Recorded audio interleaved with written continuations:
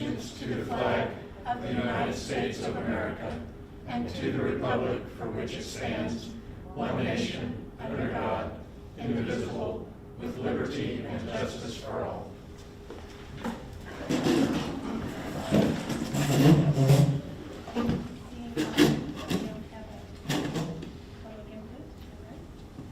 Seems correct, yeah. Seems correct, okay. And I don't have anything that was meant to be read into the record. Okay.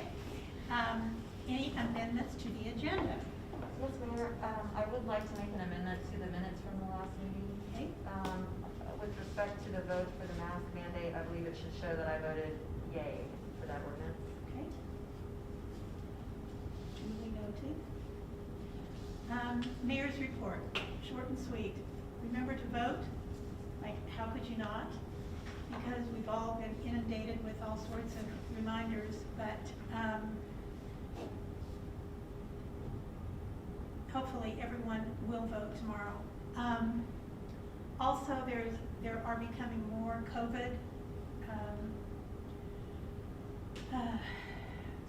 diagnoses in our community. So again, please wear the mask, socially distance, use hand sanitizer,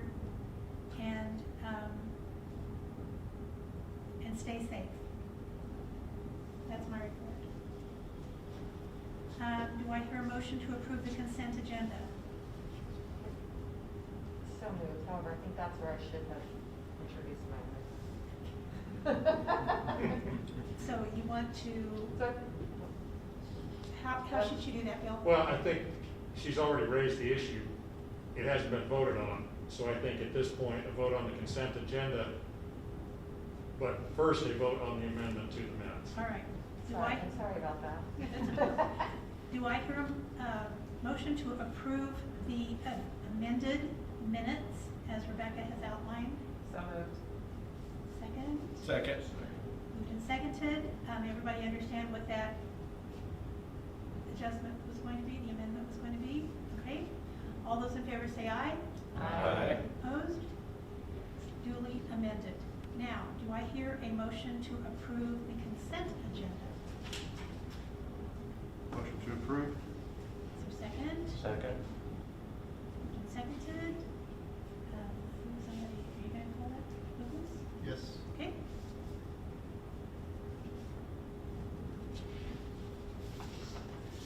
Mark? Yes. Ed? Yes. Kirsten? Yes. Rick? Yes. Jody? Yes. Emil? Yes. Rebecca? Yes. Blaine? Yes. Motion is approved. Appointments. EMS Chief. Evening, City Council. So I'm requesting the acceptance of a new member to our volunteer ambulance service. The new member is Katie McGriff. She's currently working as a lab assistant for the Hutchinson Community College and a full-time student working on obtaining her paramedic license.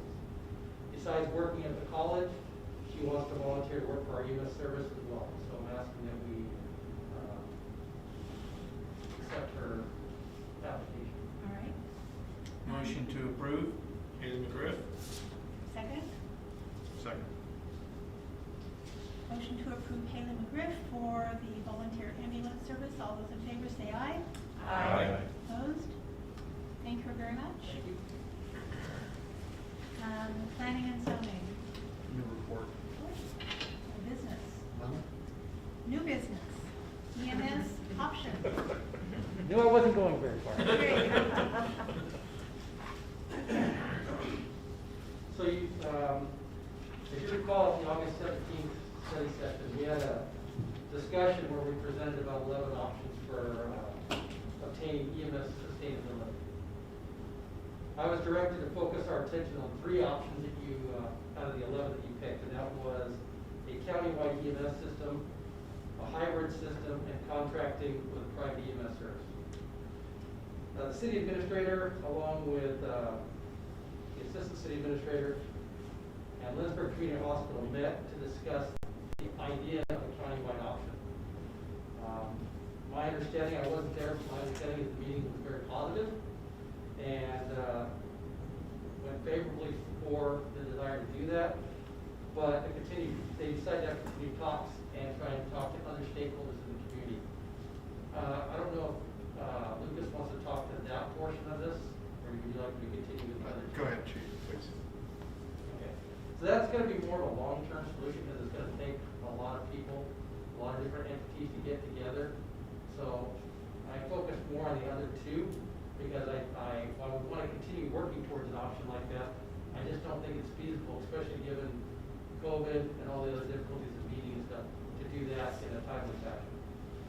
So the other two options to help with our EMS sustainability is either the hybrid system, which, as you see with the documents I gave you, would require hiring of 3 people, a director of EMS and 2 full-time EMTs or paramedics. They would have other duties, but they would also be qualified so they could run on calls. While scheduling can be modified, meaning we would look at what would work best for the most viable sustainability for the program. So maybe 2 on days, 1 on swings, or maybe 1 on each shift with volunteers to help. I have to really sit down and work out, see how that would work best. The EMS service would still rely on the use of volunteers to cover those shifts where we don't have full-time employees. The estimated cost, I say estimated because I put everything I could together based on 2019 numbers. So our 2019 budget, looking at what the pay scales would be based on the current pay scales now, overtime and stuff like that. And we came up with a rough estimate of somewhere between $363,000 and $460,000 a year. The only concern I have is because while we still would have half of our time covered by volunteers, we would still potentially run into a problem of not having continuous coverage. That's something I can't get rid of when we have volunteers, because things come up for them, they have full-time jobs. There still may be some openings that could occur. Hopefully with a full-time that would be reduced greatly, but there's still that possibility. Contract with a private company. Can I stop you there and ask a question? Is Sure. the 363 and 460, is that in addition to the current budget, or is that the comprehensive budget within using that option? I tried to make it comprehensive, so Okay. what I did is I took what the hourly wages would be plus overtime and benefits and everything else, and then added what the 2019 budget items extra were. Now, Okay, so there may be a few things I'm missing, but I think it's But correct. that's the comprehensive I amount? think so, I Okay, think thank it's pretty you. close. So then we looked at contracting with EMS Services. Now, I did not do a complete or thorough RFP because I didn't want to make the jump through hoops if we weren't sure if we were going to go that route. So I asked them to ballpark what they think it would cost for them to run a service 24/7. And that would be either paramedic EMT or paramedic, something like that.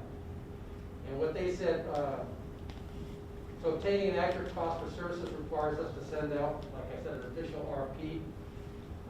But the estimates I did get ranged in companies from $370,000 at the low end to $633,000. But they all wanted me to explain that these are ballpark figures, because there's things that they would have to take into consideration. On top of the cost for the personnel, what kind of lease we would get for our building, which would have money coming back to us, lease of our ambulances and any other equipment. So until we can do an official RFP, there's no way to get an exact number on exactly what we would be looking at. That was the range that they gave me. Do you have any idea what that would be? Like what for a lease on our building and for our vehicles and what that would be? I think one of them gave me something. No, they didn't give me the exact number, but they did say it would be money that would be coming back to us on a regular basis because they would be leasing it. I mean, do you think it's like $25,000? Do you think it's? Without looking at it and assessing our equipment and everything else, they couldn't give me an actual number. Okay. So the one good thing about this would be the staffing problems would not be ours. It would be theirs. They would require to fill it, and it would no longer have that. We have that guaranteed staffing where we wouldn't necessarily have it on the other. We also we wouldn't have as much control on the hybrid as we would. Sorry, we wouldn't have as much control on the contract one as we would on the hybrid system. So what we're looking for tonight, and I'll open up the questions here in just a second, is to obtain a consensus from city council on the EMS option you would like me to examine further. Whether it would be looking into the hybrid system and getting specific numbers, checking everything we can, or going to the contract one and doing a full RFP for services. So can you remind me how much we pay now? Oh, What our I budget want is? to say our budget is, Larry quote me around, somewhere around 315, I think, for everything. If I'm not mistaken, I think it's right in the area of about 315. And this would be replacing that, correct? Yeah. Yes. Where we have a process about replacement of ambulances and in our capital improvement budget and all that kind of stuff, does that transfer into Well, whatever? yes and no. Yes, right now would, because we would be able to have them lease our equipment, so we would get money back. Now, at the time our equipment became outdated, we'd have to look at one or two things. Purchasing that stuff and continuing the lease program to get our money back, or contracting it with them and using their equipment. So that would obviously change down the road. And that would be something that we would probably look at during the RFP, is how much that would cost us at the time if we had to go to that versus having our own. Now, the way that they worded some of those contract things were in the sense that this is the subsidy required from the city. Are we paying them that on top of the revenue they get from the calls? Or do they take the revenue from the calls and give that to us and then we're paying it out of that? Because their wording on that I may get a little what you're saying. confusing. I would have to get deeper down. I would assume, and again, it's only an assumption, Mark, we would get it. But I think they would get it if they're doing the billing. So if they're having to do the work on it, possibly, I think we would get it, but I don't have to double check on that. Because that would make a huge Yes, it would. impact on that. And then you're on to the fact that if we are still doing the building, then we still have to have somebody involved for that portion. I'm sorry, say that again? We'd still have to have an employee for the billing portion Yes, if we're doing it. which we currently do.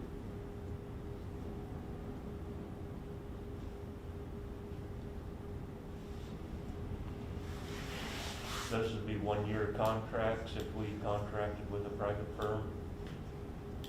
I would venture to say it's probably gonna be a little bit longer than a year. I would expect it to be like a multi-year. Just because the amount of work it would take for them to bring their operation here, even though they're using our stuff, I still think it would probably be more likely to be a multi-year contract. I would assume with a contract like this, there would be some type of 6-month or year notification ahead of time that we're gonna cancel. It could be as low as the 30 days, but I would think it would be longer. So can you give an estimate of the timeline for these two I know timeline was cited as a reason for not pursuing the countywide option at this time. Let me correct that. We are gonna continue to pursue it. I just don't think it's gonna be done in the amount of time we need to fix the problem. That's my concern. I think it's doable, but I do think we're gonna have to get a lot of our fellow agencies and county folks involved. And I just think that with COVID going on and everything else, and the amount of work that has to be done, I think it's gonna take longer than it would for these two. And to be honest, we can't continue to sustain the way we are right now, and wait for that system to go in place. This is more of a short-term and possible long-term solution if it continues to work and we like it. Did the private company say how long it would take for them to ramp up and take on our work? No. I would think once I did the RFP, that would all be put in place on how fast we were looking to do it. I would still think it would be months out, a couple months out. I would expect either 2021. Can you give me the Cliff Notes version of why there's $300,000 difference between there's one that's 370 and there's one that's 633? I can tell you that when I asked and told them what we were looking for, some really wanted a lot more information and were wanted, like one company, the one that you see that's a little higher, they wanted equipment numbers, serial numbers, they wanted to run all our equipment, so they kind of come in with an idea. So I think they went high on the ballpark, because they weren't sure how much our equipment and leasing all that was gonna play into it. And so I think they're looking at, some are looking at, having to bring all their stuff out here and utilize that and move, personnel out here to do that, so I think they took a higher approach. But it was really just ballpark, and I can't, other than that, I can't tell you why one company was so much more expensive than the other. So we don't really, I mean, the 370, I mean, because I'm sitting here thinking, okay, so that, the low one is 370, which again, I don't know anything about ambulance services, so I don't know if I'm getting the generic package there with 370 or what. Well, someone might think, like, when I talk to the state about these groups, these agencies, some do more transports than they do EMS, but they're certified to do EMS. So they may not quite know exactly what's going to be entailed, whereas the other ones, I think, have a better idea. Like, there's one out of Salina that we got. The person who I was dealing with there actually worked at our EMS for a while, so he knew Lindsborg EMS. And that was the one that's in the area of about 400 and change. And then there's ones that are bigger national companies that those were a little bit more expensive, but like I said, they were ballparking it, and he told me, like, I can't give you any better quote till we look at everything that would be in a contract, that would be in the RFP to really drill down on what the costs are gonna be. Because I'm just thinking, if we right now paid 315,000. If there was one that was available for 370,000, plus we could get money back for our building and for our vehicles, like, it doesn't really seem like it's that big of a difference. You're right. For a huge staffing difference of it's staffed full-time, we know it's staffed full-time versus we don't ever know if we're gonna have someone, and we're gonna have someone that's done all of their hours for the year by March, you know, I mean, that's what Now, is there some downfall on, you used to be on EMT, is there a downfall of not having any volunteers? Well, you just kind of lose that personal aspect of it. I don't know how you can put a dollar figure to something like that. And it's really going to depend too on what our citizens, our constituents are willing to accept as well. You know, people know people in the community, and I know we're bringing other people in all the time, but you know, they have that sense of a little more sense of ownership, and you know, I think it's probably similar to the hospital. You know, you get used to dealing with a certain people, and you feel comfortable with that. I don't know. I mean, this whole thing. I've said it before, is something that the city has struggled with for years and years and years, and we've always, I think, just been teetering on that edge of basically falling off. And I think we're to that edge now. And it's always been an issue with burnout, because you do have that small segment. You may have a lot of volunteers, but you always have that small segment that are doing the most of the work, the lion's share of the work, and which I think is how volunteering works. Yeah. And that's, No, but I that's think what you're we're right. right now, because the people who are doing the line share of work are no longer being able to do the line share of work. Right. I would say that whenever we start talking about like that $370,000 one, I'm assuming that's the one from Bailey Holdings, which is a Medica and EMT. There's some very important stuff in here. It says total payroll costs, including taxes, not including benefits, is $369,000. So once you add benefits to that, you're higher. The other thing about it too is this is to staff one ambulance, Correct. not an ambulance and then a backup on-call ambulance. So you wouldn't be able to have these people stand by at games or anything, because then you'd have your only ambulance out there. It also doesn't include somebody to do the billing and all the other portions. It's literally just 24/7 staffing of one ambulance. So by the time you add all that, you're going to be over the $400,000 for a hybrid really quick. Now, and you're right, one other thing I want to just revert back, I apologize for interrupting, it came back to me. I think the reason that one was expensive, like $633, I think that was for a backup. If I recall now, that one included a backup, if I got it right. So you have one on-call and one backup. But that was the only one that offered that in their book. I would just say that when it comes to this kind of an important service from the city, I think the personal aspect of it would be nice, but I would sure rather have somebody be available Right. than be nice. Sure. Yeah, I think that's, Absolutely. and it's just seems like it's always gonna be a problem. And it's a pretty important service we provide as a city. And my thinking is we investigate with the RFP for the contracting service. I would agree with that. And if I'm understanding this, that might be a multi-year contract if that was pursued and agreed. But in the background, we might be looking at a countywide solution that at the end of that 3 or 4 year term, we might have a different solution based on whatever those findings are. We would continue to work at that until it either became a viable option or it didn't. Right, okay. So it would always be there until, this is something we need to start looking at now to get us to that point where that option becomes viable or not. Do we know how many communities, I don't want to say close by, but how many communities in Kansas use a service like this? Do we have any idea? I mean, is this widely used? Is this just rare? Or? No, there's quite a few that do. One county, one of these, I want to say it was AMR is the one, they just took over an entire county. And that's Is that the one in Osborne? Osborne, I think it Yeah. was. Yeah, and they're very happy with it, but that's what they're looking at is, are there other agencies in our jurisdiction that might be interested if they come here? And there very well could, because there's other EMS agencies in our area that are struggling like that. I would imagine. So do we, I mean, regardless of, you know, how much, all that fun stuff, it'd be nice to have an actual solid number.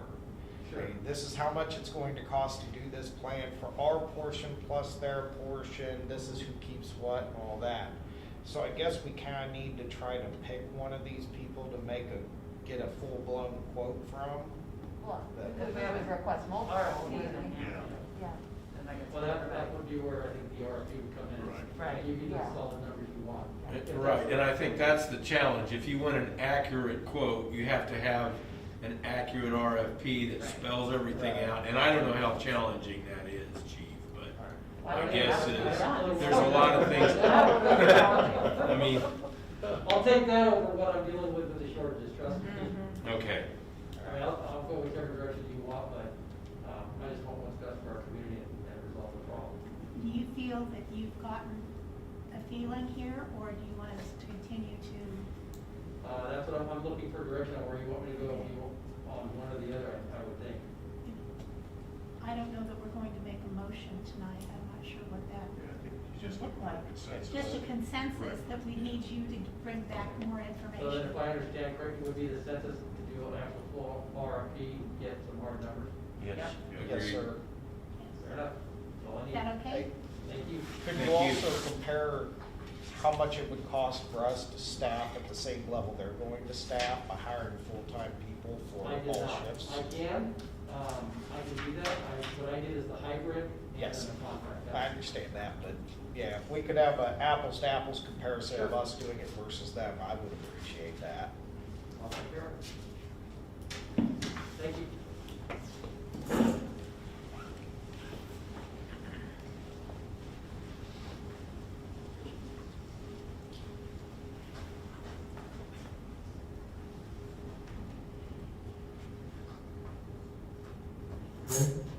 Mayor, council, for you, you have the final piece of transformers for the Stockholm Estates project. This was kind of part of the process with the original ones, it's just we could not order it at that time until we knew the sizing of the transformer or of the lift station and the requirements for that. So once we received that, we began that process. This again was part of the process of evaluating Sunbelt, Salomon, and Midwest Electric transformers. The electric companies were at both facilities, talked to the people extensively, and they felt as though Midwest Transformer is going to provide a better service, better quality of product, competitive price. And this is not only the purchase of new or remanufactured transformers, but this is always the purchase or sending in of equipment to be rebuilt once once we've had issues with it. So that's a service that's also part of this process. So before you have a motion to approve the quote from Midwest Electric Transformer Service in the amount of $6,110 plus tax for the 75 kVA three-phase transformer for the Stockholm Estates lift station. All right, do I hear a motion? So moved. Second? Second. Okay, discussion? You know, there's not a lot of difference between the 75 kVA and the 112.5 kVA. Would we be ahead to go ahead with a little bit bigger at this point for future use, or This really is that has- just spending money we don't need to spend? Yeah, we kind of had thought about that. Is there something else that we could tie this into and possibly utilize? But there really isn't. In its location where it's set, there's no need to go with anything extra at this point. So, and there's actually a little bit of leeway within this sizing of transformer too. So, All right. You said there was sales tax on it? Are we not tax exempt, or is this because it's so that's received sales tax. Learned something. All right, Lucas? Judy? Yes. Evil? Yes. Rebecca? Yes. Blaine? Yes. Rick? Yes. Kirsten? Yes. Ed? Yes. Mark? Yes. Thank you. Motion carries. Thank you, Chris.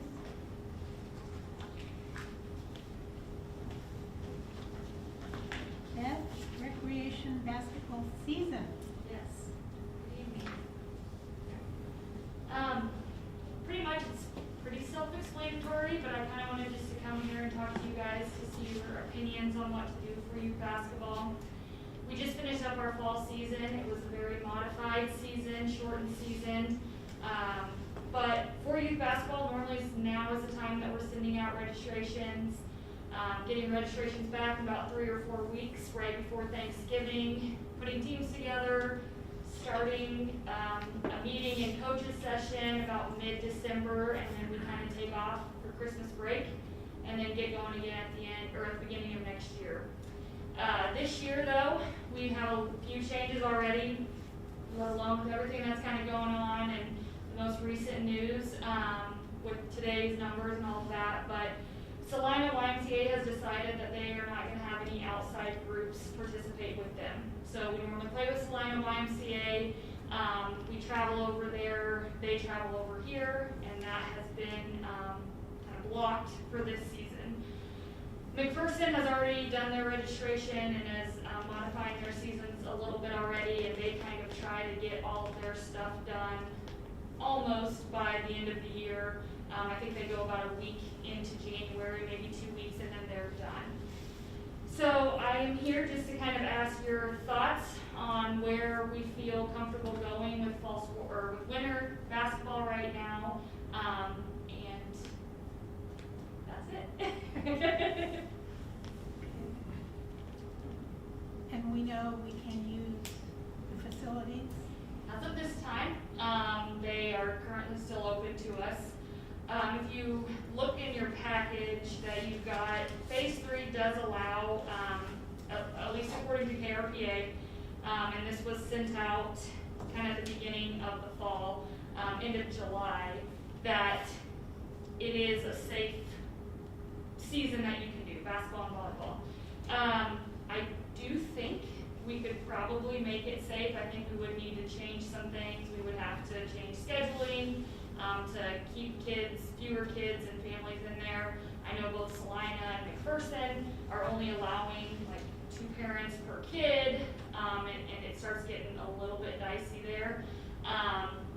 But at this point, to your question, we are allowed in the facilities. I don't know if that will change. I will say if that changes, this is kind of a mute discussion because we don't have a facility to use. So if Smoky Valley comes out and says, hey, with our uprising in numbers, we're gonna go back to that, this conversation's over. So, but as of this point, as far as I know, facilities are still able to be used. Okay. Where are they gonna play? Who? Yeah, are we just gonna, Lindsborg. So for the younger divisions, I don't see it as an issue. We had 5 teams last year, so that's kindergarten first. Second and third on the boys side, we had 3 teams.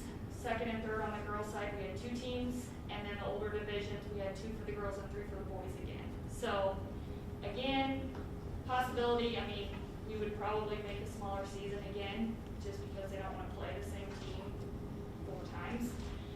Some of the other places are going to 3-on-3 leagues instead of 5-on-5, just to get more teams.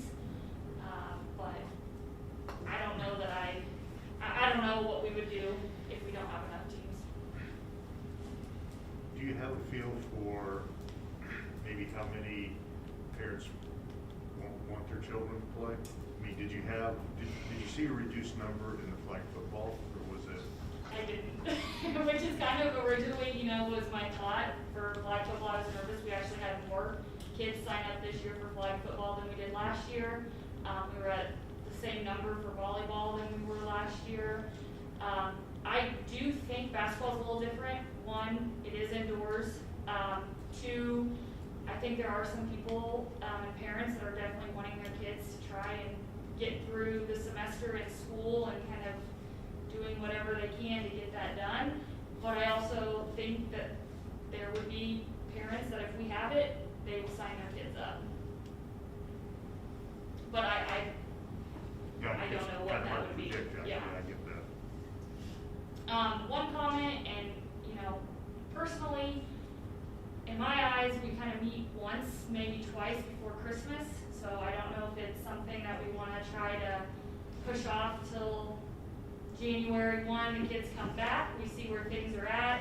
We start the season then, and instead of being done mid-February, we go, through all of February. I don't know if things would be different.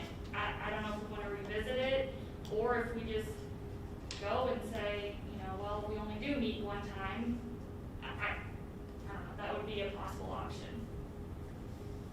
I think that sounds better. Okay, I just don't want to say let's not do it. I'd rather revisit it than just totally I shut would it say down right revisit now. it after but- the first of the year. That's my opinion. I'm sorry. Revisit it, the decision after the first of the year. Is that?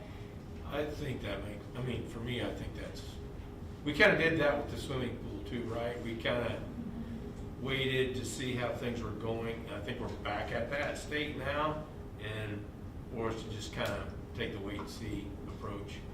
That's my thought too, so. Anybody else have any opinions on this? All right. Okay, Beth, Thank you. Thank you. Good luck. Yeah. The 2021 legislative priorities. So, the City Council had the opportunity to discuss the legislative priorities in a study session, and they are attached here. Many of the priorities are the same as for 2020. Home rule, tax lid repeal, high quality childcare, tourism as an economic development tool, internet sales tax collections, property valuation, health, well-being, and quality of life, and the budget timeline. The additions for 2021, looking at property taxes, EMS and hospital funding with some language accommodating Medicaid expansion, and then police reform. And the recommendation would be to approve the 2021 City of Lindsborg legislative priorities. So moved. Second? Second. Moved and seconded. Any, excuse me, any discussion?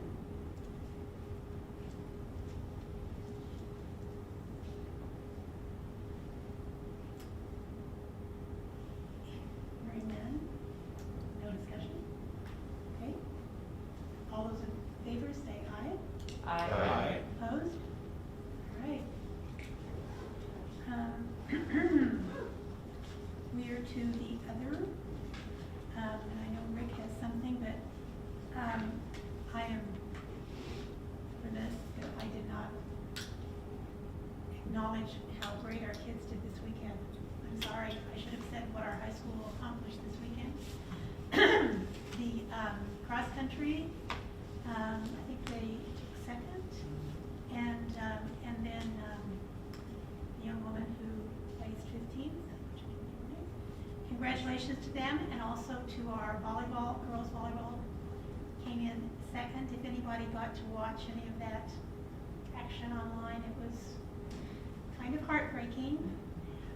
Rebecca's daughter, Avery, was on the team, so, but congratulations that they represented Lindsborg very, very well.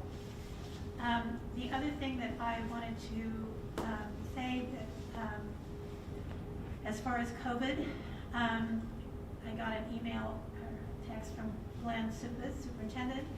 There will be a video on online tonight outlining what is going on in the schools as far as number of cases. And he said the video will be released tonight. There were too many Halloween parties and people think that Lindsborg is safe. So we're going in the wrong direction, folks. So if you want to know more about that, look at that online tonight. And Rick has... That time of year again for city administrator evaluations.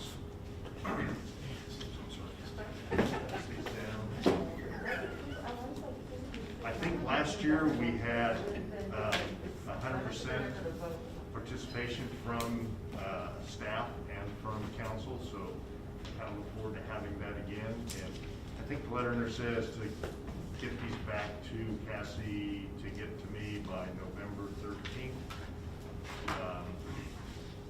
Short turnaround, but I'd rather do that than a long turnaround, because like me, then you forget about it. So get those back, I'll tabulate them, and then we will discuss them. Okay, thank you. Any other others? Just today, I've been in contact with the general counsel for the League of Municipalities, and she has advised that they are now not suggesting, but they are not requiring or recommending that you have to have a termination date on mask ordinances. So that's brand new information. Okay. So that has not been the case previously, as far as I'm aware.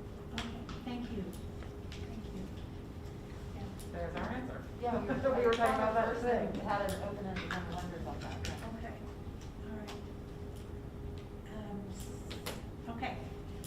Any other others? I guess might mention, I guess, 2 weeks ago at our last council meeting, the chief had a short training blog for police on being careful what they say on social media. And that just remind each of us as we represent the city that it applies to each one of us as well. I know it's easy to get involved in that stuff and misrepresent the city in some way possibly, or at least have the perception of that. We can all be careful about that. Absolutely. Okay. Any other others? Do I hear a motion to adjourn? So moved. Second? Moved and seconded. All those in favor say aye. Aye. Thank you, everybody.